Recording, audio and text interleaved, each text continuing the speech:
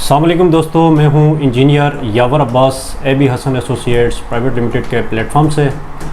दोस्तों, एक शख्स बैरियर टाउन में अपने घर को कंस्ट्रक्ट करवाने के लिए आता है और यहां आके डिफरेंट बिल्डर्स को अप्रोच करता है और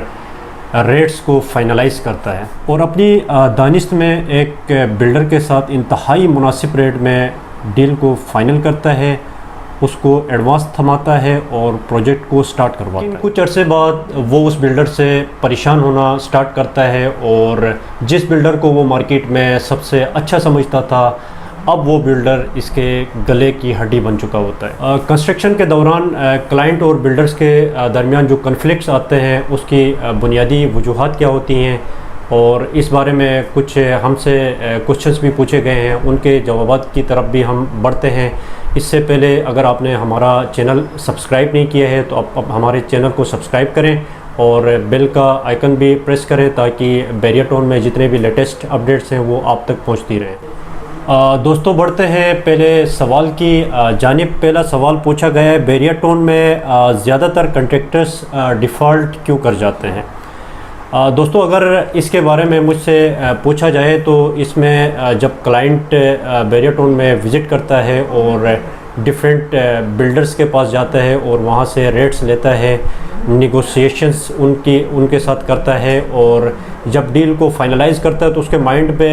एक ही चीज़ होती है कि सस्ते से सस्ते पे मेरा घर बने। और बिल्डर क्योंकि बिल्डर्स की यहाँ पे बैरियर टाउन में इतनी ज़्यादा कंपटीशन है, तो बिल्डर भी यही चाहता है कि कम से कम रेट पे क्लाइंट के साथ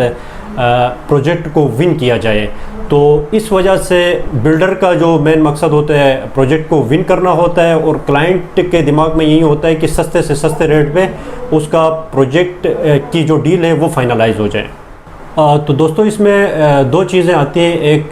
रियलिस्टिक मार्केट रेट्स होते हैं और दूसरा जो है वो नॉन रियलिस्टिक रेट्स होते हैं। एक होता है डिलीवरी रेट्स, जिसको हम कहते हैं कि प्रोजेक्ट को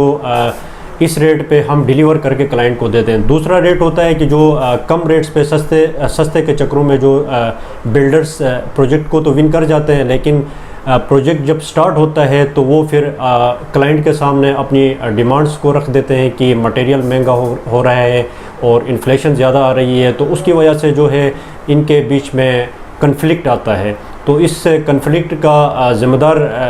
काफ़ी हद तक हम क्लाइंट को भी कह सकते हैं कि वो सस्ते रेट पे, यानी नॉन रियलिस्टिक जो रेट है उस पे बिल्डर के साथ उसने मुआहिदा किया था, जिसकी वजह से उसका प्रोजेक्ट बिल्डर ने विन तो कर लिया, लेकिन अब उसको कंप्लीशन की तरफ लेके जाना बिल्डर के लिए भी बहुत ज़्यादा मुश्किल बन चुका है। दोस्तों, जो दूसरा क्वेश्चन हमसे पूछा गया है कि कंट्रैक्टर और क्लाइंट्स में पेमेंट की जो कन्फ्लिक्ट्स की वजूहात क्या हैं, तो दोस्तों इसमें होता ये है कि जब क्लाइंट और बिल्डर जब बैठ के पेमेंट शेड्यूल को डिफ़ाइन कर रहे होते हैं तो उस वक्त कोशिश ये करनी चाहिए कि जो पेमेंट का शेड्यूल है वो प्रोजेक्ट फ्रेंडली बनाया जाए, न कि किसी पार्टी को रिलैक्सेशन दी जाए। अगर इसमें प्रोजेक्ट को फ्रेंडली पेमेंट रिलीज़ की जाती है तो दोस्तों इसमें सजेशन ये है कि जैसे जैसे प्रोजेक्ट आपका आगे बढ़ता जाए तो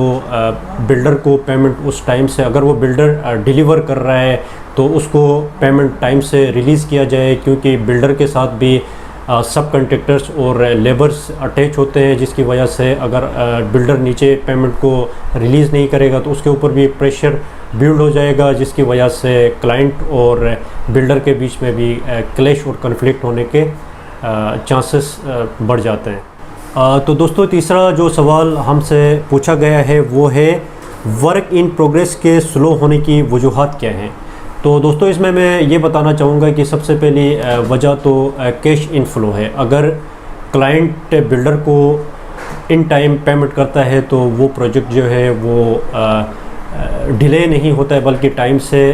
उसमें जो फ्रेम लाइन होता है उसके मुताबिक वो प्रोजेक्ट चल रहा होता है। तो दोस्तों, दूसरा फैक्टर बिल्डर की तरफ से होता है कि क्लाइंट तो जो पेमेंट है वो टाइम पे डिलीवर कर रहा होता है, लेकिन जो बिल्डर है वो उस पेमेंट को प्रोजेक्ट पे यूटिलाइज़ नहीं कर रहा होता है। तो उस पे क्लाइंट की ये ज़िम्मेदारी बनती है कि उस प्रोजेक्ट को प्रॉपर्ली मॉनिटर किया जाए और हर स्टेज पे जो जिसमें पेमेंट इसने क्लाइंट ने रिलीज़ की है उससे लेकर दूसरी स्टेज तक प्रॉपर मॉनिटर किया जाए कि जो पैसा क्लाइंट दे रहा है वो बिल्कुल इसके प्रोजेक्ट में यूटिलाइज हो रहा है, ताकि इसका प्रोजेक्ट जो है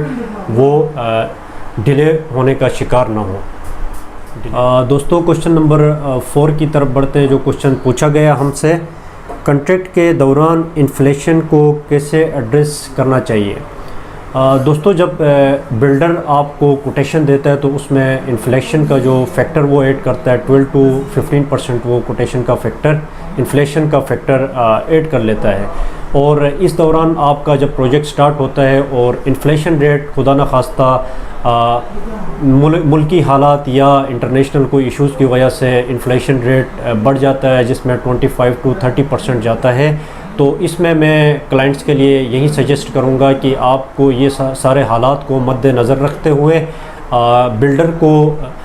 इन्फ्लेशन जो से बचने के लिए थोड़ा सा इनको कंपनसेट करें, ताकि आपका जो प्रोजेक्ट है वो कंप्लीशन की तरफ स्मूथली चल सके। दोस्तों क्वेश्चन 5 पूछा गया है कि कंस्ट्रक्शन का दौरानिया कितना होना चाहिए। दोस्तों इसमें जो बैरियरटोन ने जो टाइम लाइन रखा है वो 18 मंथ्स का टाइम लाइन रखा हुआ है। तो मेरी सजेशन यही होती है कि जब भी आप एग्रीमेंट कर लें तो उस प्रोजेक्ट को 1 साल के अंदर अंदर, चाहे वो क्लाइंट बिल्डर के साथ कर रहा हो, चाहे वो बिल्डर क्लाइंट के साथ कर रहा हो, तो 1 साल के अंदर अंदर ये प्रोजेक्ट को कंप्लीशन करना चाहिए, ताकि वो जो इन्फ्लेशन का फैक्टर है उससे बच सके और टाइमली जो प्रोजेक्ट है वो डिलीवर हो सके। दोस्तों लास्ट क्वेश्चन हमसे पूछा गया है कि आप कंस्ट्रक्शन किन रेट्स पे करते हैं। तो दोस्तों इसमें मैं यही बताना चाहूँगा कि हम जो कंस्ट्रक्शन करते हैं वो रियलिस्टिक रेट्स पे करते हैं। वो प्रोजेक्ट वो रेट्स जिस पे हम प्रोजेक्ट को डिलीवर कर सकें और अपने जो कस्टमर हैं, अपने क्लाइंट हैं, उनके साथ एक अच्छा रिलेशनशिप बिल्ड रहें और ये कन्फ्लिक्ट्स बीच में ना आए। एडवांस में जितनी भी एग्रीमेंट के दौरान जितनी भी डिस्कशन होनी चाहिए वो होनी चाहिए, उसमें आप बात कर लें तो शुरू में ही क्लियर कर लें तो चीज़ें बहुत अच्छी होती हैं। और डिलीवरी जो रेट्स हैं उसमें हम भी ज़्यादा फोकस करते हैं कि रियलिस्टिक रेट को अप्रोच करें। तो बाकी मज़ीद आप अपडेट्स लेना चाहते हैं कंस्ट्रक्शन से रिलेटेड या अपना कंस्ट्रक्शन की डॉक्यूमेंटेशन से रिलेटेड, तो नीचे हमारा नंबर दिया गया है, आप हमसे कांटेक्ट कर सकते हैं। और डॉक्यूमेंटेशन से रिलेटेड आप हमारी हेल्प चाहते हैं तो उसमें आप हमसे असिस्टेंस ले सकते हैं। आपका ये वीडियो देखने का बहुत शुक्रिया। Thank you so much.